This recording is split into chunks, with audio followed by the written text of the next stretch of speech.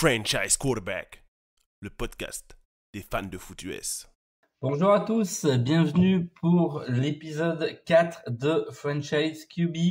On se retrouve comme chaque semaine maintenant pour débriefer les performances des quarterbacks lors de la dernière semaine de NFL. Alors j'ai pas d'invité cette semaine contrairement à la semaine dernière. Donc il y aura que moi, je pense que la vidéo sera un petit peu plus courte.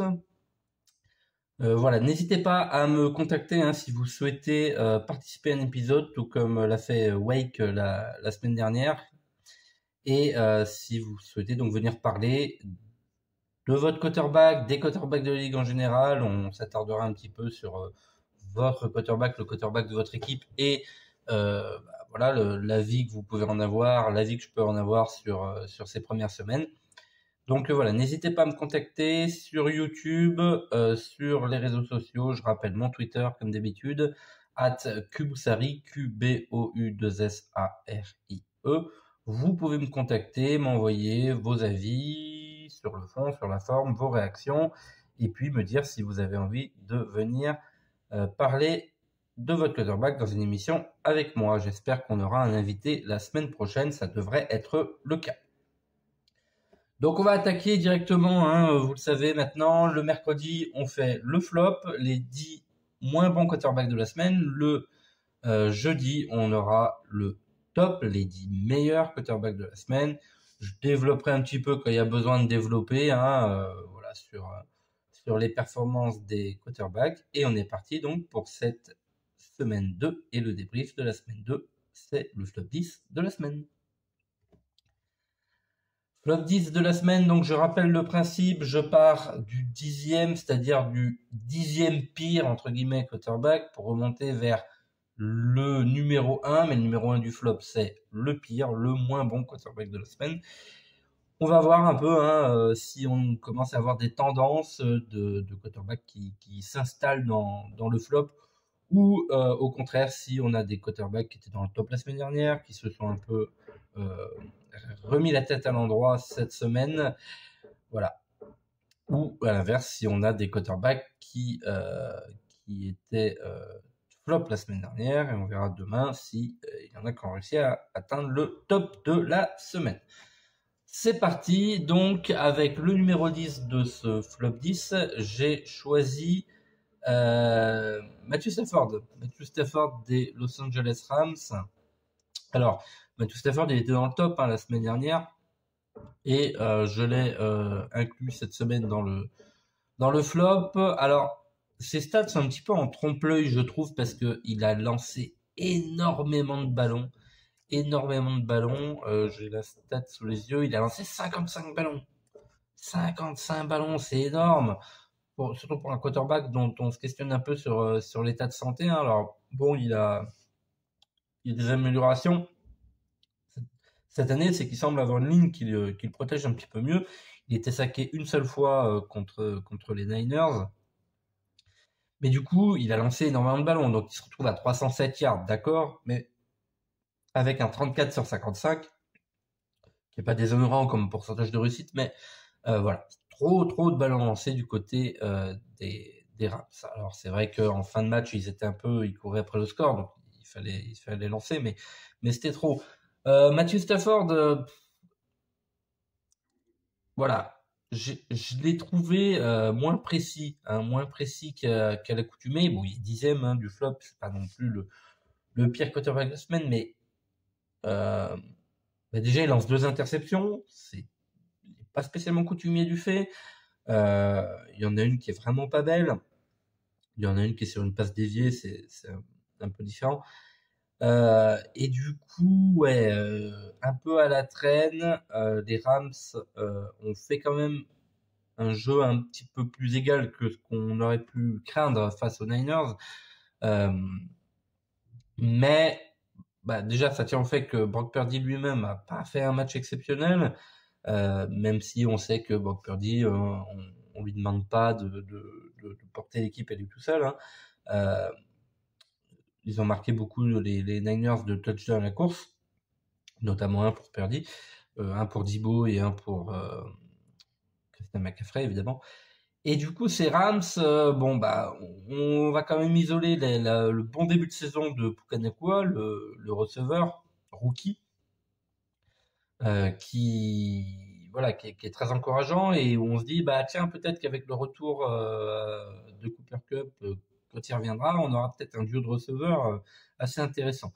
Mais bon, Matthew Stafford sur ce match-là, non, c'était pas au niveau. Ils ont couru derrière le score tout le match et trop imprécis surtout, hein, trop imprécis. Euh, voilà, je l'ai pas trouvé sensationnel sur ce match-là. On continue et on remonte avec le numéro 9 de ce flop. Et cette fois-ci, c'est à nouveau Joe Burrow. 2 semaines consécutives dans le flop 10 de la semaine. Bon, alors, il y a ce truc de se dire, est-ce qu'il joue pas un petit peu blessé? Bah, peut-être que si, finalement, hein, surtout que sa blessure s'est un peu réveillée là en cours de match. Mais c'est pareil, on n'adapte pas le plan de jeu. On n'adapte pas le plan de jeu. Alors là, il y a un problème de Joe Burrow, il y a un problème de connexion avec les receveurs, et puis il y a un problème de plan de jeu, quoi, de coaching. Euh, T'as un quarterback qui est un petit peu blessé et tu lui fais lancer 41 ballons, je crois. 41 ballons. Il fait donc 27 sur 41, 222 yards, 2 touchdowns, une interception. Euh, il a été mis sous pression par la défense des Baltimore Ravens. Et du coup, bah ouais, cette attaque dont on nous promettait monts et merveilles, dont on se disait, bah, elle va être complètement explosive cette attaque, ça va partir dans tous les sens, bah, comme on l'avait vu les 2 années précédentes en fait, hein, Chase, Higgins, euh, Taylor, Taylor Boyd, pardon. Et bah en fait, ça peine un petit peu, hein, notamment sur la connexion avec Jamar Chase qui est pas là, Higgins remet bien après sa contre-performance de la semaine dernière où il avait capté aucun ballon. Ici, il nous fait 2 touchdowns quand même. Mais il faut adapter le plan de jeu. Il faut adapter le plan de jeu. Alors, je ne sais pas si du coup on va pas commencer à se dire bah, Joe Burrow, faudrait quand même un petit peu le laisser se remettre avant de le remettre sur le terrain. On ne sait pas là où j'enregistre s'il sera là en troisième semaine. Mais il faut déjà lui faire lancer un peu moins, s'appuyer un petit peu plus sur le jeu au sol. Comme Joe Mixon du côté des Bengals. Et puis, quand on le fait lancer, peut-être privilégier un jeu un peu plus court, un peu plus rapide, sur des screens, sur des passes courtes. On a des receveurs du côté des Bengals qui sont capables de gagner des yards après contact, hein, des yards après catch, les fameux yards after catch. Voilà, il faut faire évoluer le jeu en fonction du quarterback. C'est ce que j'avais expliqué dans mon émission de preview du mois d'août là sur ce qu'avait fait Patrick Mahomes et ce qu'avait fait Andy Reid avec Patrick Mahomes durant les playoffs où il était blessé, Patrick Mahomes. Ça ne les a pas empêchés d'aller gagner le titre, les Chiefs.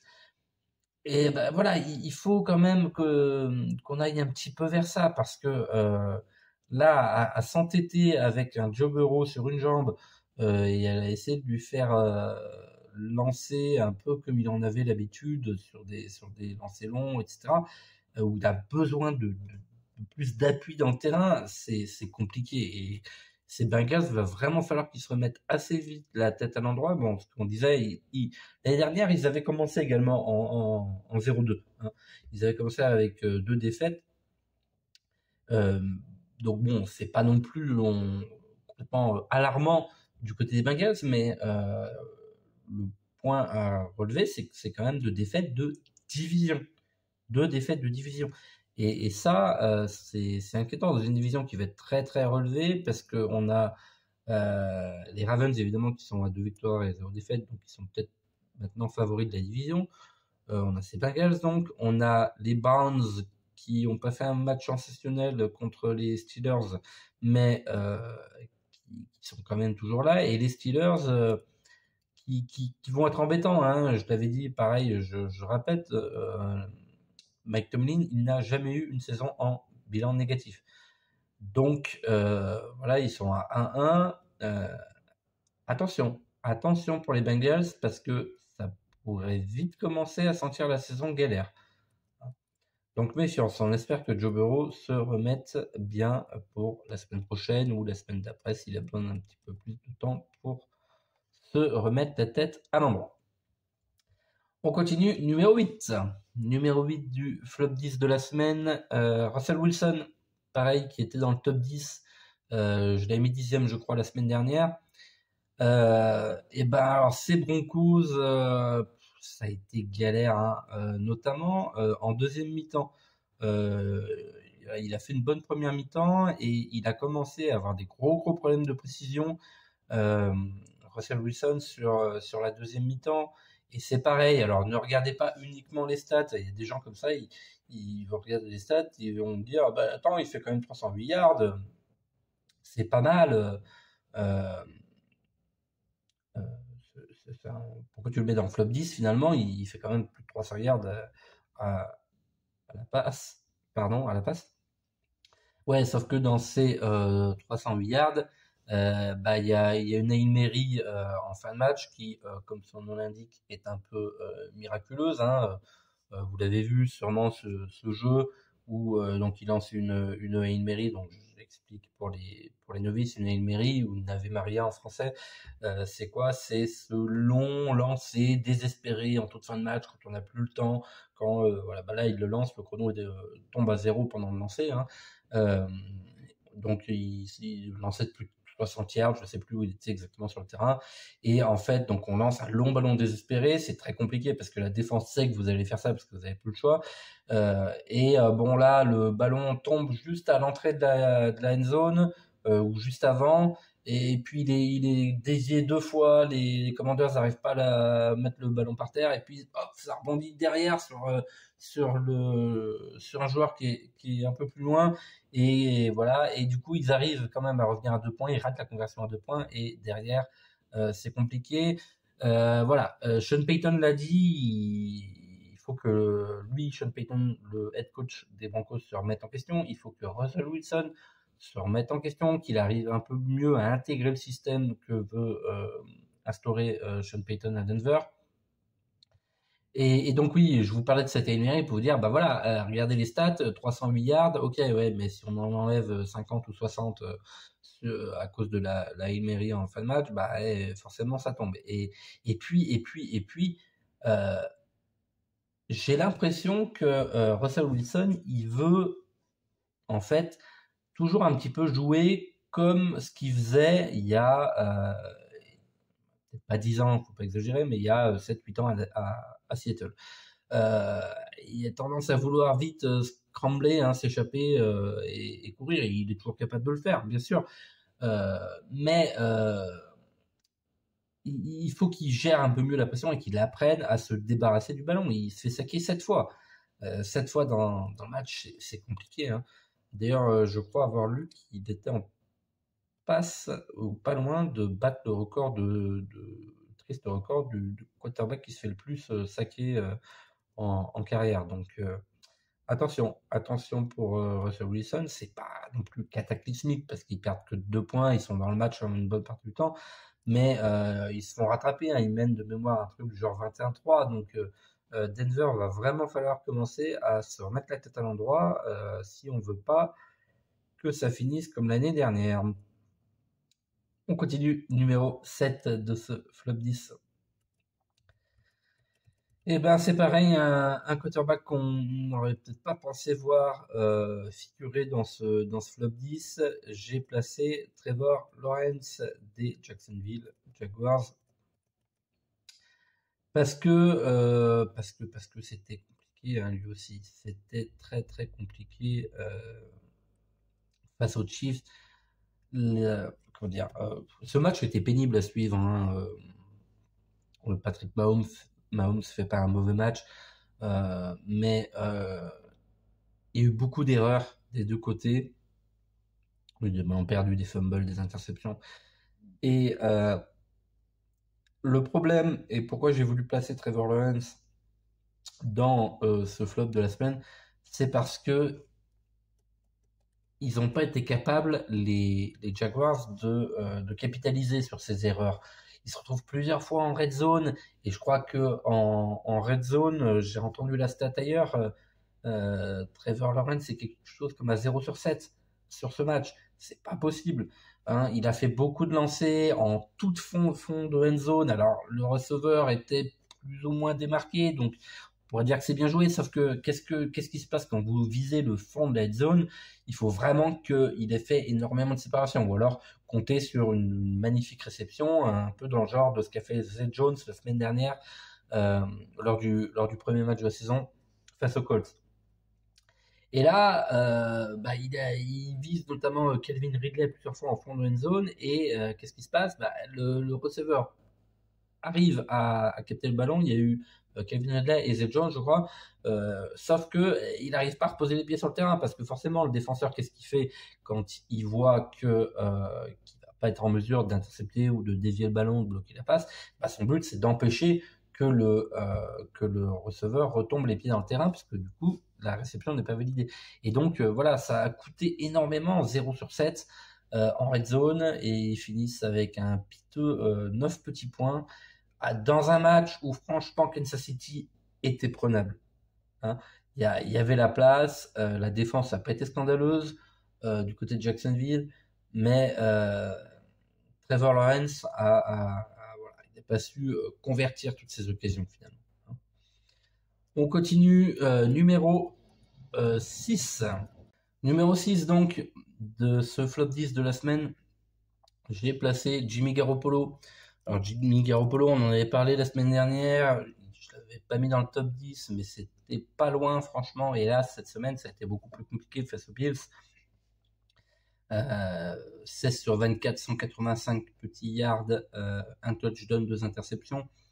Il était un peu handicapé par l'absence de Jacoby Meyers, qui mine de rien n'est pas théoriquement son receveur numéro 1 puisqu'il a Davante Adams, mais avec qui il avait une énorme connexion la première semaine.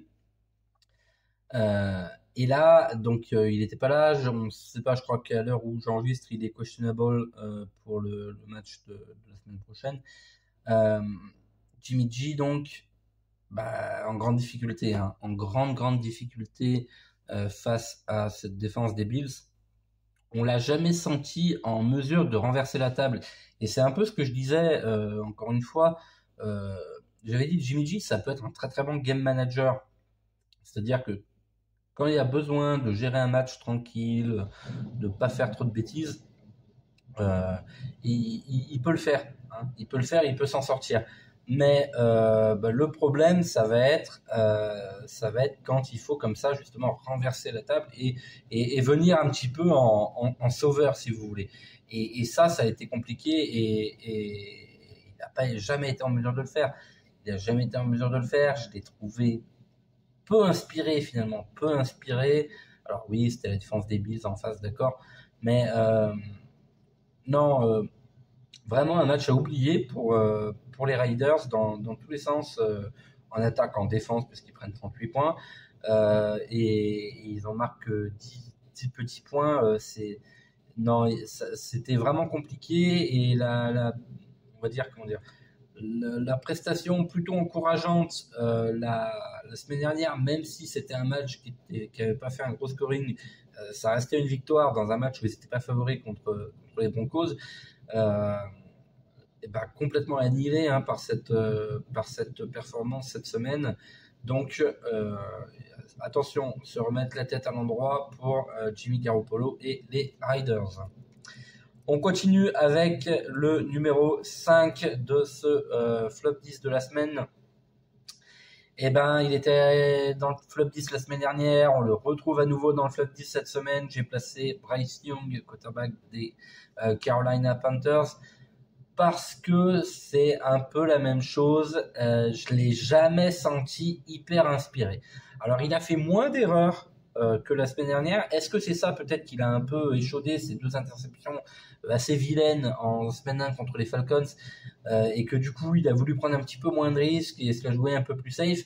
Je ne sais pas, mais en tout cas il finit avec 153 petits yards à la passe, et en plus dans le lot il y a un long drive en fin de match dans quasiment du garbage time parce que les Saints avaient quand même 2 scores d'avance.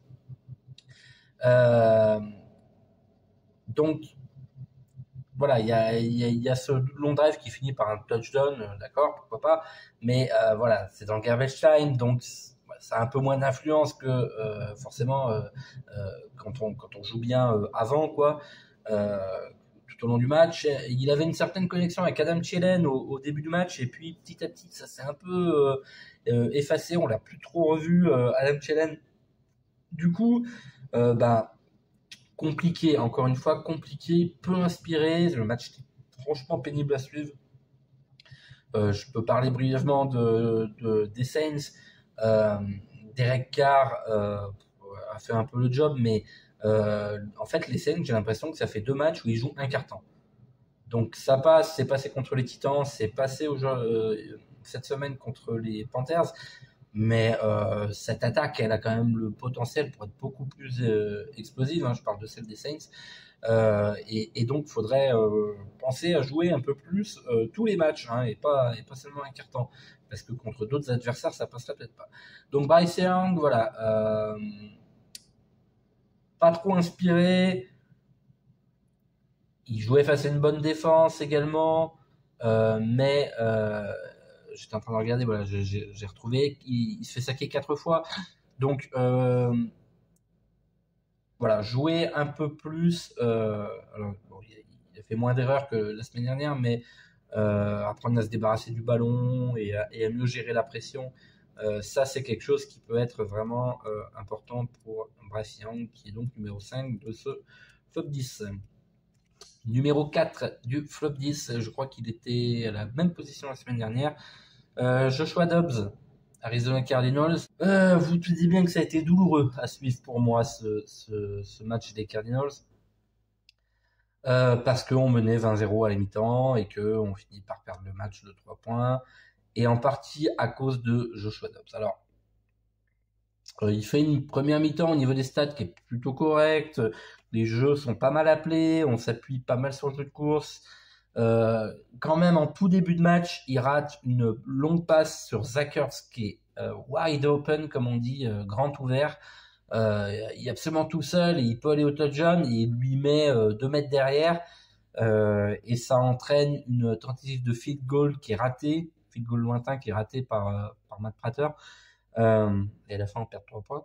Bon, c'est pas comment on aurait tourné les choses, mais donc voilà, peu de précision sur le lancer long. Et j'ai eu le sentiment, concernant Dobbs, qu'il y avait un manque de confiance de la part du coaching staff des Cards. Et on peut les comprendre quand on voit ces difficultés sur les lancers intermédiaires et longs. Qui a conduit à jouer très très conservateur en deuxième mi-temps, à continuer à appeler beaucoup de courses. Il y a en fin de match, il y a une possession où il faut absolument qu'on aille chercher la première tentative. On a un garde qui se fait pénaliser 2 fois pour un faux départ, et donc on a un truc du genre une 3e et 19 à compléter, et il nous fait je sais pas si c'est une screen, enfin une passe très courte au running back. Alors, est-ce que c'est lui qui voit rien et qui se rabatte sur le running back, ou est-ce que c'est le coaching staff qui appelle ce jeu-là? Alors, certains ont dit c'est parce que vous tankez. Non, je ne crois pas du tout. Je ne crois pas qu'on tank en semaine 2, et de toute façon, je ne crois pas qu'on ait besoin de tanker pour avoir des mauvais résultats à Arizona cette saison. Mais voilà, ça montre que c'est pas au niveau attendu, quoi. C'est pas au niveau attendu. Et du coup, alors oui, il nous marque un joli touchdown à la course, il nous fait sa meilleure imitation de Kyler Murray, c'est très bien. Bon, mais ça c'était en première mi-temps, et derrière c'était compliqué. Et voilà, peu d'ambition finalement dans ce jeu des Cardinals, et c'est dommage parce que la défense avait fait le taf dans la première mi-temps, un peu craqué en deuxième, et malgré ça, il y avait de la place, parce que moi je regardais le match, je voyais il y avait 14 points d'écart, je me dis bon, ils vont en mettre un, mais faut qu'on le prenne le plus tard possible. Ils appelaient beaucoup de courses, donc le chrono tournait. Et je me suis dit, peut-être que après on va réussir à tenir, juste falloir obtenir une première tentative et le chrono va tourner, et du coup non, parce qu'on se fait pénaliser. Euh, et Josh Dobbs parvient pas à faire ce qu'on attend de lui finalement, et on a enchaîné les three and out. Et du coup, voilà, on se retrouve avec une défaite qui est d'autant plus douloureuse qu'il y avait la place. Il y avait clairement la place. Donc voilà. Au niveau des stats, un 24 sur 31, 228 yards, un touchdown, plus un touchdown au sol. Pas d'interception, mais voilà, c'est peut-être qu'il aurait fallu prendre le risque justement d'en commettre des interceptions. C'est sûr que quand tu joues gagne petit, tu te fais pas intercepter, mais t'enchaînes les train out, et c'est guère mieux finalement. C'est guère mieux. Allez, numéro 3 de ce flop 10, on avance. J'ai placé Justin Fields. Ouais. Très, très, très difficile pour Justin Fields, donc des Chicago Bears. Et puis, alors, il nous met un touchdown à la course en tout début de match. Et alors, derrière, j'ai plus les stats sous les yeux, mais il a très, très peu couru. Alors, j'avais dit, la semaine dernière, faut pas que ça devienne caricatural et qu'il fasse que courir. Et alors là, j'ai l'impression qu'on veut le faire jouer comme si c'était Tom Brady, le mec, quoi. Enfin, je veux dire, ou prenez n'importe quel autre pocket passeur, même de talent moindre que celui de Brady, mais non, il faut comment dire, de la parcimonie dans ce jeu des Bears. Faut utiliser la passe, faut utiliser la course du quarterback. Pourquoi pas? Il met un beau touchdown en début de match, mais on lui fait lancer trop de ballons et on le fait rester dans la poche comme ça, et donc du coup, et puis alors il y a un moment, j'ai lu ça aussi sur l'interception, il lance un pick six,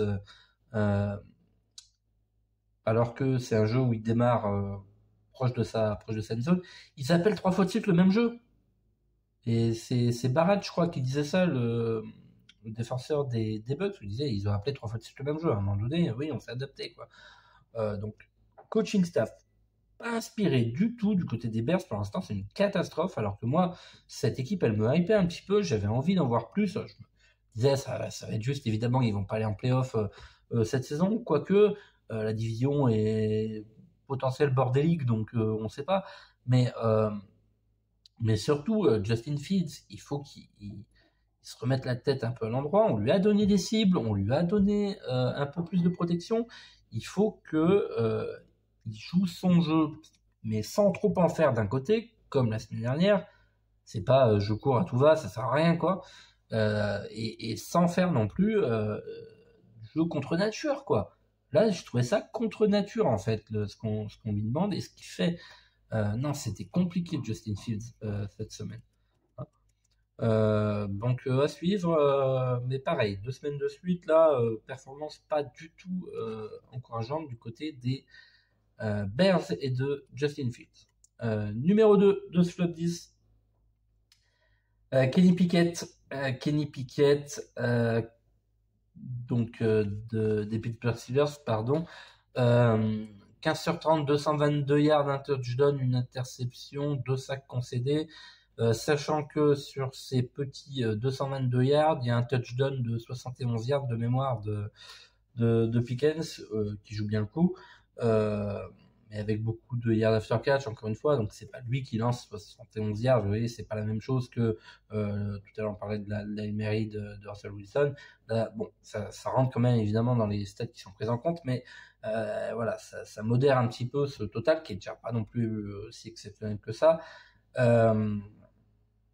Et donc 15 sur 30, je l'ai trouvé, Kenny Pickett, encore une fois,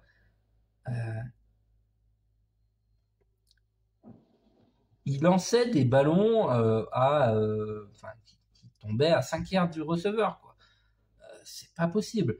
Là, il y a eu un énorme problème de précision.